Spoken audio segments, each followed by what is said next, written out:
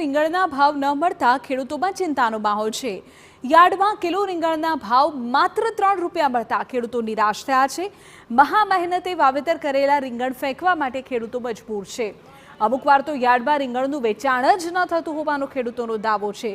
વાહનનો ખર્ચ કરી યાર્ડમાં રીંગણ લઈ જતા ખેડૂતોમાં ભારે નારાજગી। મોટા પ્રમાણમાં રીંગણનું વાવેતર કર્યું હોવા છતાં પોષણક્ષમ ભાવ નથી મળતા। સંતોષકારક ભાવ મળે તે માટે ખેડૂતોએ સરકાર પાસે કરી મદદની માંગ।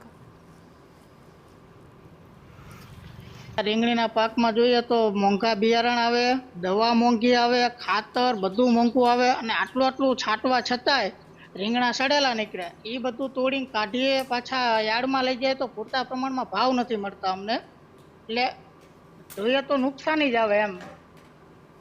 જ્યાં જુઓ ત્યાં ખેડૂતોને પડ્યા ઉપર પાટું જેવી સ્થિતિ સર્જાઈ રહી છે।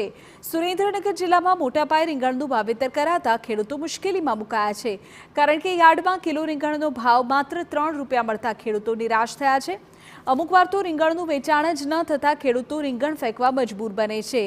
વાહનનો ખર્ચ, મોંઘું બિયારણ, વાવેતરનો ખર્ચ માથે પડતા હવે ખેડૂતોએ સરકાર પાસે મદદની માંગ કરી છે।